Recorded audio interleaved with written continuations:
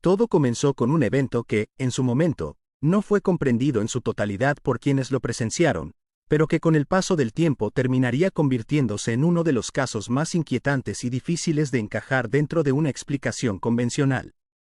No fue un fenómeno espectacular ni una explosión que paralizara la ciudad, sino algo más extraño, más ambiguo, más difícil de definir, algo que varias personas vieron desde distintos puntos y que, aunque fue descrito de maneras ligeramente diferentes, compartía un elemento en común que no podía ignorarse. Algo descendía desde el cielo, pero no lo hacía como debería hacerlo cualquier objeto que simplemente cae bajo las leyes normales de la física. El lugar donde ocurrió todo fue Varginha, una ciudad brasileña sin historial previo de eventos inexplicables, sin antecedentes que prepararan a sus habitantes para lo que estaban a punto de experimentar. Era una ciudad común, con rutinas previsibles, con una vida que transcurría sin sobresaltos, lo que hizo que ese momento fuera aún más desconcertante, porque lo que se observó en el cielo no encajaba con nada que formara parte de la normalidad.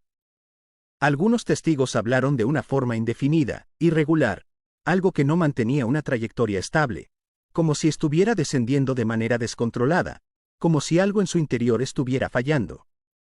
No era una caída limpia ni rápida, no se comportaba como un meteorito ni como un objeto diseñado para volar, sino como algo que estaba perdiendo control en tiempo real, lo que generó una sensación inmediata de extrañeza en quienes lo vieron. Lo más inquietante es que no hubo un punto claro de impacto que pudiera confirmarse de manera colectiva. El objeto dejó de ser visible sin que se produjera una explosión evidente o un sonido que marcara su llegada al suelo. Simplemente desapareció de la vista, como si hubiera caído en un punto que nadie logró identificar con precisión, lo que dejó el evento suspendido en una especie de vacío momentáneo, un silencio que duró solo unas horas, pero que fue suficiente para que lo siguiente tomara por sorpresa a quienes se encontrarían con algo que no esperaban ver.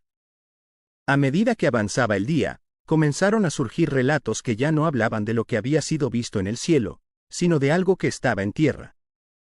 No se trataba de restos, ni de fragmentos, ni de un objeto que pudiera ser examinado o descrito con lógica, sino de algo que generaba una reacción completamente distinta. 3 jóvenes afirmaron haber visto una figura en un terreno cercano, una figura que no correspondía a ninguna forma conocida y que, lejos de parecer una presencia activa o amenazante en el sentido tradicional, transmitía una sensación inquietante por su estado. La descripción coincidía en aspectos específicos: un cuerpo pequeño, delgado, con una piel oscura que parecía tener una textura poco común, y una postura que indicaba debilidad más que agresividad, como si aquello que estaban viendo no estuviera en condiciones normales. Lo que más marcó a quienes afirmaron haberlo visto no fue su forma exacta, sino la sensación que generaba su presencia. No era solo algo desconocido, sino algo que parecía fuera de lugar, como si no perteneciera a ese entorno, como si hubiera llegado ahí de una manera que no debía haber ocurrido. Ese detalle es clave, porque conecta directamente con el evento anterior, con aquello que descendió del cielo de forma irregular.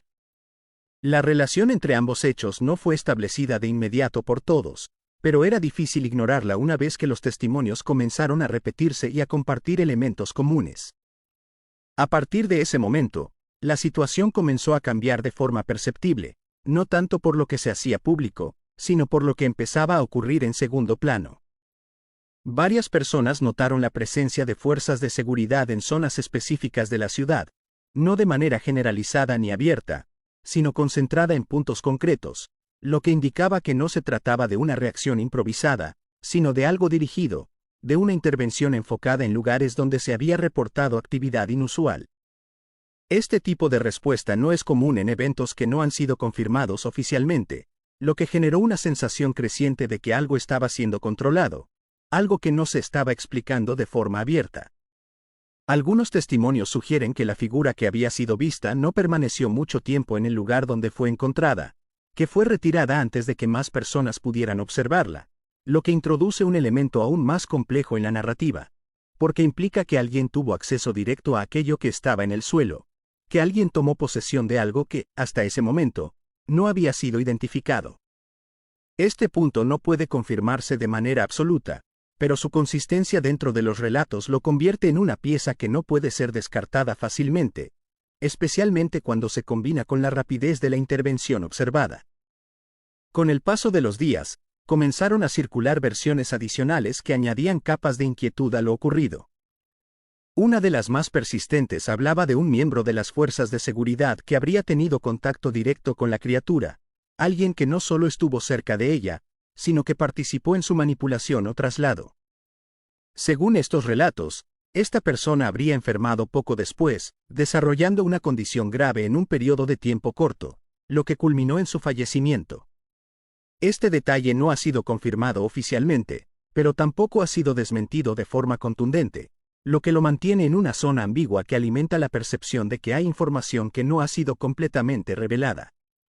A medida que el tiempo avanzó, la actividad visible en la ciudad disminuyó, las zonas acordonadas dejaron de estar vigiladas y los reportes cesaron casi por completo. No hubo una declaración final que explicara lo ocurrido, no hubo una narrativa oficial que cerrara el caso de manera definitiva. Lo que quedó fue una serie de fragmentos, de testimonios, de observaciones que, al ser analizados en conjunto, dibujan una secuencia que resulta difícil de ignorar. Algo descendió del cielo de una forma que no encaja con los fenómenos conocidos, y poco después, algo fue visto en tierra en un estado que sugiere que había sobrevivido a ese descenso. La falta de una conclusión clara es lo que mantiene este caso en una categoría distinta. No es una historia que pueda descartarse con facilidad, pero tampoco es una que pueda confirmarse de manera absoluta. Se encuentra en ese punto intermedio donde las piezas encajan lo suficiente como para generar inquietud, pero no lo suficiente como para ofrecer una respuesta definitiva. Y es precisamente esa ambigüedad la que lo hace persistente, la que permite que siga siendo analizado, discutido y reinterpretado con el paso del tiempo. Si se observa la secuencia completa sin intentar forzar una explicación inmediata, lo que queda es un patrón que plantea más preguntas que respuestas. La naturaleza del objeto que fue visto en el cielo, la condición de la figura que apareció después, la rapidez de la intervención y la ausencia de una explicación final forman una combinación que no puede resolverse fácilmente dentro de una narrativa convencional. Esto no significa necesariamente que la explicación esté fuera de lo conocido, pero sí indica que lo ocurrido no fue comprendido en su totalidad por quienes lo presenciaron. La pregunta central no es únicamente qué fue lo que cayó, sino qué era aquello que apareció después, y qué ocurrió en el intervalo en el que dejó de ser visible para el público. Porque si algo estuvo realmente en ese lugar, si algo fue encontrado y retirado, entonces existe una parte de la historia que no ha sido contada, una parte que no forma parte de los relatos accesibles, pero que es esencial para entender lo que realmente ocurrió. Y es en ese punto donde el caso deja de ser solo un evento aislado para convertirse en algo más amplio, en una posibilidad que no puede ser descartada completamente. Porque si un evento de este tipo puede ocurrir en un lugar sin antecedentes, sin preparación, sin contexto previo, entonces no hay una razón clara para asumir que no pueda repetirse en otro momento, en otro lugar, bajo circunstancias similares.